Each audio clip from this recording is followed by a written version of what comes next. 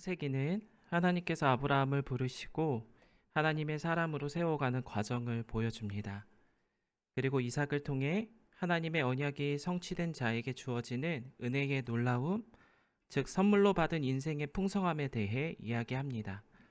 야곱의 이야기는 그의 행위와 노력을 어떻게 하나님께서 벗겨내시고 하나님의 부르심에 합당한 자로 세워가는지 그 모습을 우리에게 보여줍니다.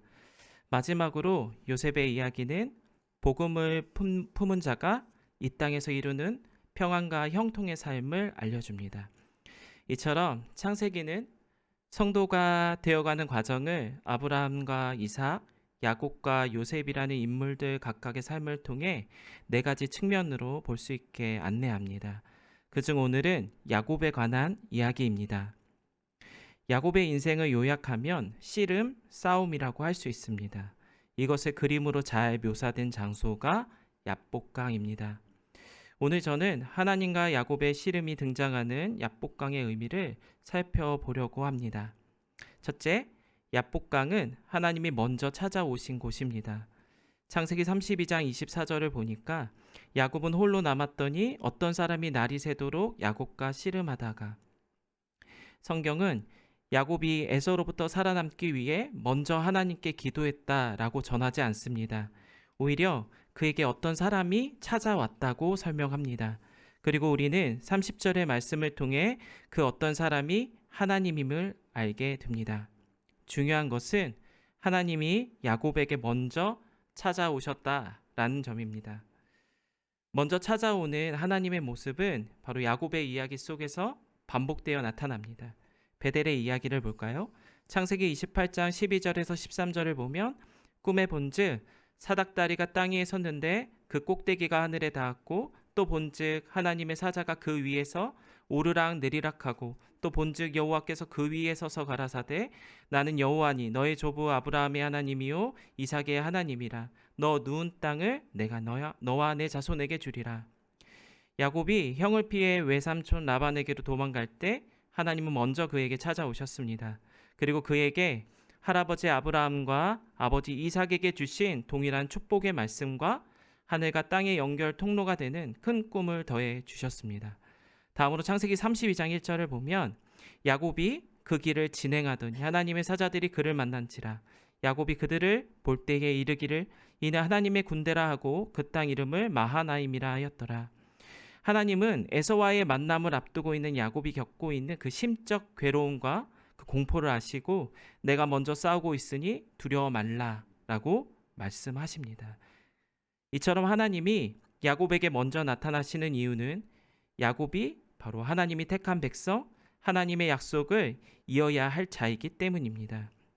창세기 25장 23절을 보면 하나님께서 리브가가 임신했을 때 어린 자가 장자요 하나님의 약속이 이어질 자라고 말씀하시는 것을 볼 수 있습니다. 이미 하나님께서 야곱을 택하셨음을 보여줍니다. 그렇기 때문에 하나님은 그를 약속의 자녀로 만들어내셔야만 합니다. 마치 아브라함을 하나님을 경외하는 자로 이끄셨던 것처럼 말이죠. 이를 위해 하나님은 늘 야곱 앞에 먼저 나타나셨던 것입니다. 둘째, 야복강은 야곱의 악함이 드러난 곳입니다. 구약에서 이름은 굉장히 중요한 역할을 합니다. 그 사람이 어떠한 인생을 살았는지, 앞으로 살아갈 것인지를 그 이름을 통해 보여주기 때문입니다. 고대 사회에서 이름은 그 사람의 인격, 삶, 배경을 설명합니다. 그런 의미에서 야곱은 평생 속이는 자, 자신만을 의지하는 자로 살아왔습니다.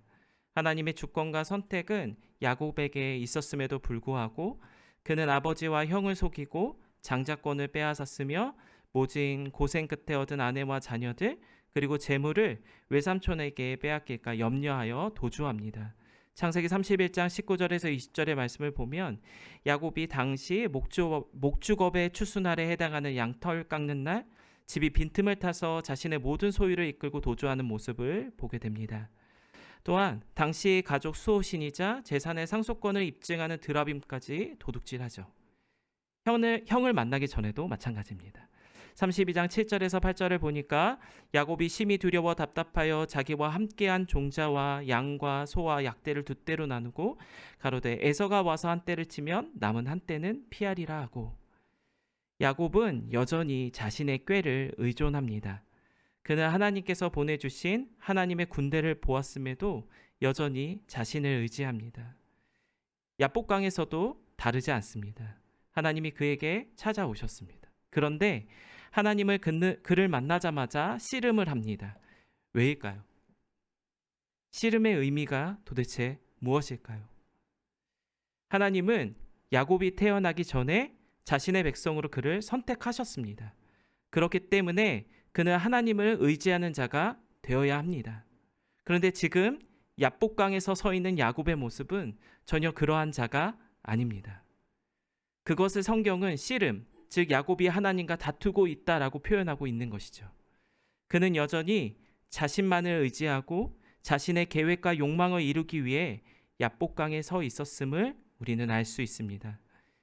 야복강은 야곱이 자신의 뜻을 이루기 위해서 하나님의 계획과 뜻조차 이용할 수 있는 악한 자임을 폭로하고 있는 것이죠. 셋째, 야복강은 하나님의 계획이 이루어진 곳입니다. 25절의 말씀을 보니까 그 사람이 자기가 야곱을 이기지 못함을 보고 야곱의 환도뼈를 치매 야곱의 환도뼈가 그 사람과 씨름할 때에 위골되었더라. 성경은 하나님이 야곱을 이기지 못했다라고 기록합니다. 여러분들, 우리는 이 부분을 도대체 어떻게 읽어야 될까요? 야곱의 집념을 칭찬해야 할까요? 그렇지 않습니다. 성경은 하나님과 인간과의 관계를 말할 때 하나님은 창조주, 인간은 그의 피조물로 분명하게 정의합니다. 피조물이 자신을 창조한 하나님을 이기는 것은 정상이 아닐 겁니다. 그렇다면 25절이 무엇을 전하는지 살펴보겠습니다. 지금까지 야곱은 자신의 이름대로 속이는 자로 살아왔습니다. 하나님 앞에서도 마찬가지죠. 그는 세상을 향한 욕망을 집요하게 하나님 앞에 드러냅니다. 그것이 하나님을 이길 정도로 강했다라는 것을 성경은 이야기하고 있는 겁니다. 이것이 바로 그가 가진 죄성입니다. 그만큼 그것이 강하다라는 뜻이죠. 그가 하나님의 백성이라면 하나님은 어떻게 해야 할까요? 반드시 그를 하나님의 백성으로 만들어내야 하지 않을까요? 그 방법을 성경은 환도뼈를 치는 것이라고 말합니다. 환도뼈, 야렉은 전인, 전 존재를 의미합니다. 고대 사람들은 여기서 후손이 나왔다라고 생각합니다. 하나님께서 환도뼈를 치셨다라는 것은 그가 원하는 미래, 가능성을 전부 사라지게 하셨다라는 의미입니다. 육의 죽음인 것이죠. 하나님이 그가 가진 세상을 향한 욕망을 이렇게 잘라내신 것입니다. 이것이 바로 야복강에서 일어난 사건입니다. 그런데 26절에서 보니까 야곱이 하나님께 축복해달라고 말합니다. 이것은 무슨 말일까요? 이제야 그가 하나님을 하나님으로 인정했다라는 말입니다. 그렇지 않고서는 자기를 의지했던 자가 타인에게 자신을 축복해달라는 이야기를 할 수 없기 때문이죠. 그제서야 야곱은 하나님이 누구신지를 알게 되었던 것입니다.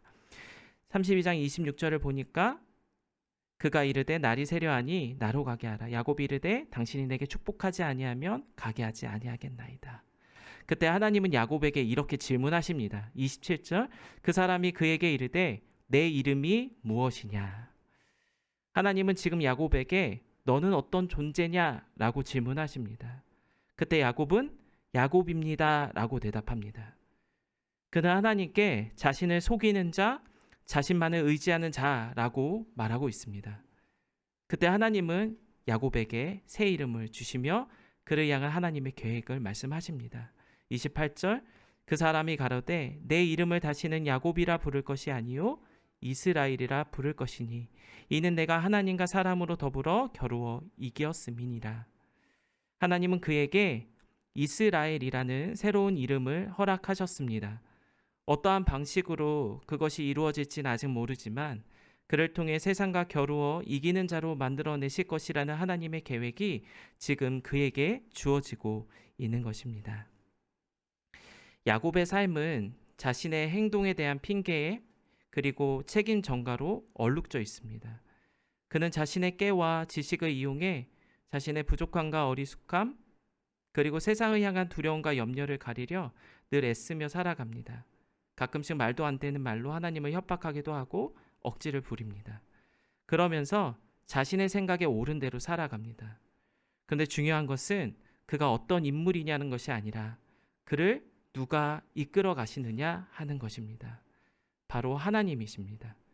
하나님은 그가 세상 속에서 자신의 부족함과 어리숙함을 숨기기 위해 불안감을 가지고 살아가는 삶을 허락하셨습니다. 그리고 함께 하셨습니다. 그는 하나님의 말씀을 듣지 않고 스물 때마다 그를 찾아오셨습니다. 그리고 끝내 야곱을 이스라엘로 세상 풍파 속에서도 믿음을 지킬 자로 만들어 내셨습니다. 그의 변화된 모습을 우리는 앞으로 성경을 통해 확인할 수 있는데 잠깐 살펴보도록 하겠습니다. 33장 3절에서 5절 자기 야곱은 그들 앞에서 나아가되 몸을 7번 땅에 굽히며 그 형 에서에게 가까이 하니 에서가 눈을 들어 여인과 자식들을 보고 묻되 너와 함께한 이들이 누구냐? 야곱이 가로되 하나님이 주의 종에게 은혜로 주신 자식이니이다. 야곱은 지금 에서 앞에서 자신의 몸을 7번 굽히고 스스로를 종이라고 말합니다. 세상의 힘 앞에 주눅들고 작아져 있습니다. 그런 그가 말년에는 어떻게 되었을까요? 창세기 47장 9절에서 10절의 말씀을 보니까 야곱이 바로에게 고하되 내 나그네 길의 세월이 130년이니이다. 나의 연세가 얼마 못되니 우리 조상의 나그네 길의 세월에 미치지 못하나 험악한 세월을 보내었나이다 하고 야곱이 바로에게 축복하고 그 앞에서 나오니라. 야곱은 자신의 삶을 나그네, 험악한 세월이라고 고백합니다. 그리고 세상의 바로를 축복합니다. 놀라운 변화입니다. 세상을 향한 야망으로 가득 찼던 그가 자신의 나그네 삶을 받아들이고 세상을 향해 축복하는 믿음과 소망을 품은 자가 지금 되었습니다. 성도 여러분, 우리는 가을 비전 축제에서 이한영 교수님과 커피소년의 간증과 찬양을 통해 그분들을 인도하신 하나님에 대한 이야기를 들었습니다. 저는 두 분의 이야기에서 공통점을 하나 발견하게 되었어요. 바로 두 분 다 고난과 어려움, 방황의 자리에서 하나님의 인도하심으로 여기까지 왔다라는 점입니다. 특히 이한영 교수님의 명자 누나 이야기는 고통 속에서도 기쁨의 삶을 살게 하시는 힘이 나에게 있는 것이 아니라 하나님께서 주신다는 것을 알게 되었습니다. 하나님은 고난, 방황의 자리에서 우리를 불러 하나님의 백성으로 만들어 내신다는 것입니다. 우리의 삶을 통해서 말이죠. 야곱의 이야기도 이것을 말합니다. 우리도 야곱처럼 하나님을 알기 전, 알게 된 후에도 세상을 욕망하며 살아갑니다. 뿐만 아니라 우리는 나의 작은 실수와 약점이 드러날 때 세상을 탓하거나 타인을 향한 비난을 쏟곤 합니다. 자신의 행동을 합리화하면서도 타인의 행동에는 촘촘한 잣대를 들이밉니다. 자신의 연약함이 드러날까? 세상을 향한 염려와 근심이 드러날까? 그렇게 전전긍긍하며 살아갑니다. 그러면서도 자신을 좀 더 괜찮은 사람, 성숙한 신앙인으로 보이려고 노력합니다. 그런 의미에서 우리는 야곱입니다. 놀랍게도 하나님은 그런 야곱된 우리에게 먼저 찾아오십니다. 야곱인 우리를 향해 내가 택한 백성이라고 말씀하십니다. 하나님의 말씀에 온전히 순종치 못하고 눈에 보이지 않는 내일의 두려움에서 헤매고 있는 우리를 사랑과 인내로 대하십니다. 그리고 우리가 가지고 있는 세상을 향한 열망을 끊어내십니다. 끊임없는 야복강의 씨름을 통해서 말입니다. 성경은 이것을 우리에게 은혜라고 말합니다. 사랑하는 성도 여러분, 하나님께서 내 이름이 무엇이냐 물으실 때 하나님, 내가 바로 그 죄인 야곱 맞습니다. 고백하십시오.